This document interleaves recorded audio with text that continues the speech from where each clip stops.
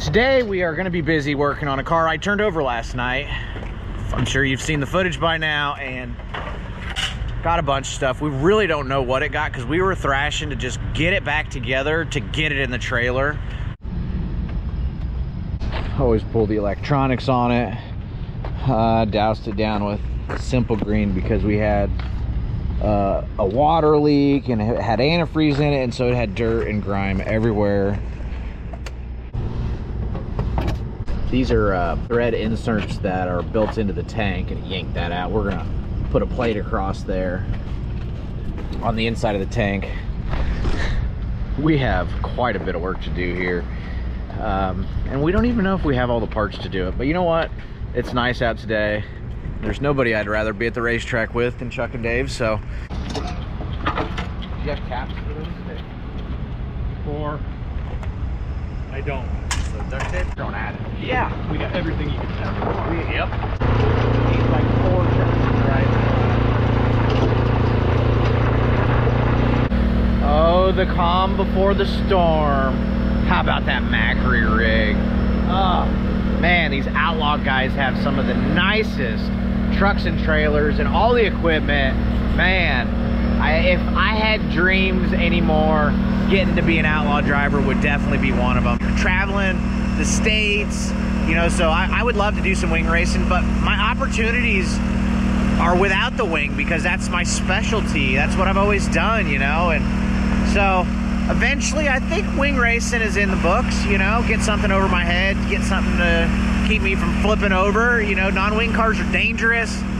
After last weekend, we all know that can happen, you know, and you know, thoughts and prayers go out to the Owen family. I was a tough week for me and all of the racing community after this whole thing. It was just so sad, but just a reminder that this stuff is so dangerous. So I got to get the car up on blocks, square the rear end, check it all, and make sure the snout's not bent, make sure the torque tube's not bent, make sure everything's nice and happy, because if the ball, the ladder isn't free, then the thing is bound and it won't work. It won't transfer weight, it won't like move around and like just do what it does, you know? So having the thing all not bound up is super important.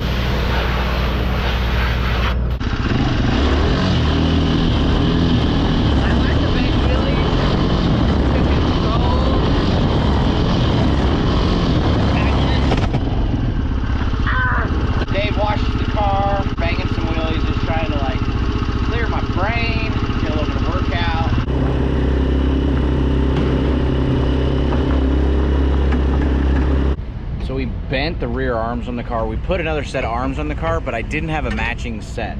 I'm gonna just go ahead and check the thing, make sure that it's square, put it up on setup blocks, which on this is 6 1/4, and make sure everything's happy. We've got another rear end in there. What I was afraid of is true. The torque tube is bent. That is not good. That means I have to take the rear end out, drive line, basically everything in the back of the car to get the torque tube out to change it. We're here racing, it's a beautiful day, and that's what we love to do. In order to check the torque tube, I unbolted it, spun it 180, and could see that it was bent the opposite way. At that point, I knew it was messed up. I checked the snout with a straight edge and just measure it off the axle on each side. As long as the measurement is the same on both sides, your snout is straight and you're good to go.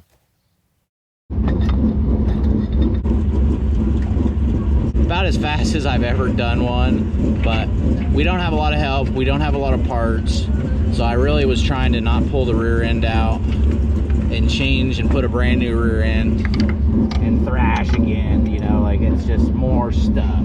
That's thicker than that aluminum slug they had in there and the little piece that ripped out. Yeah, so. I thought the fender washer would be bigger.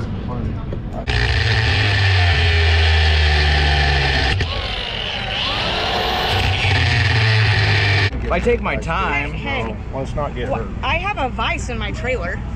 yeah, they did too, but it was right by their food thing. How are you? Living the dream. Living the dream, living the dream, still living the dream. How long have you been chasing the racing dream? So this is my 20th year in a midget. 20th year in a midget, and I think I'm about the same. I got the rear end square to the motor plate. And then It is definitely higher. Yeah. you make sure that the ball is nice and centered. And the ladder is nice and free. And so right now we got the ball centered, the ladder's free, the rear end's square, and we should be back to putting this thing back together. Got to check the timing on the bird cages. I'm about to throw the gauge on there and make sure that's good, but we are running out of time and we don't have a lot of parts, and so I'm just on thrash mode.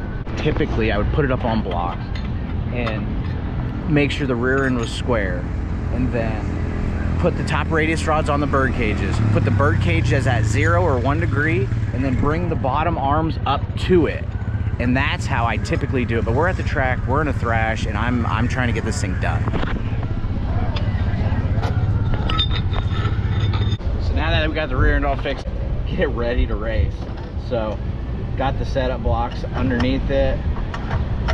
Gonna reblock the car and get this tank back on it. Holy Christ, good job. Looking pretty straight. Joe, I cut that by myself. Straight as an arrow. Steering is important. That's how I can tell when the tires are blowing off. I like to run the Knoxville mufflers on the sprint car, and I have to beg people to run them because they take horsepower, right? Oh, and you don't want to rob any horsepower from a 900 horse motor on the dry slick. So it's time to put shocks back on. Tim fixed our tank and got our mounts back on since we ripped the mounts off this thing. Tank's back on, the rear end's all square, new torque tube, and we are making progress. This is a happy point in the day because I really was hoping the snout wasn't bent on the rear end, but it's really easy when you crash these things to bend the snout, and that was a big plus. Otherwise I'd have pulled the rear end out and changed that out.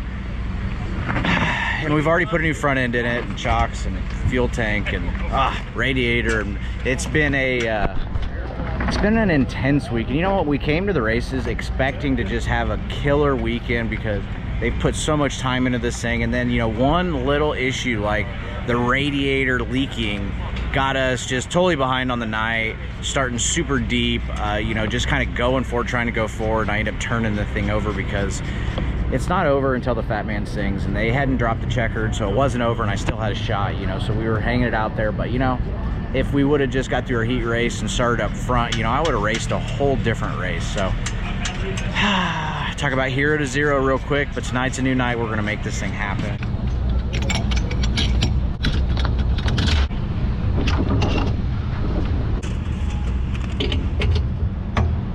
All right, so now that we got the back of the car all done, I'm just gonna reblock the front and change all the springs out.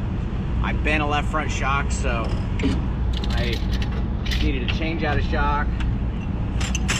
Didn't really have the one I wanted, but I found a right front shock that has pretty good rebound in it, and I'm just gonna put that on the left front because it was so slick last night. A little bit of compression in the left front isn't gonna kill me, and that's really the only difference. Get this thing up on blocks.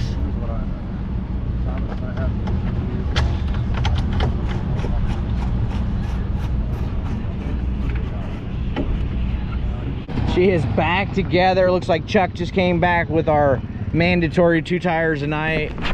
I just totally made that up, but I think that is a real thing. And man, the setup's all back on it. We've been busting our butt. It has been a thrash, but you know what? It is sunny out, and it is. We are at the racetrack with the World Outlaws, and hey, it just doesn't get much better than that. So, hope to see you guys at the racetrack. Thanks for watching TmezTv as always. I think I'm gonna wrap this video up and then get into tonight's video where we possibly get rained out. Oh, shattered dreams. Just when we were getting headway, we had the car race ready, we changed everything. They canceled the show because of the weather, and it was a doozy. We got caught in a tornado a couple hours later. As always, thanks for watching. Don't forget to like and subscribe. I'm out.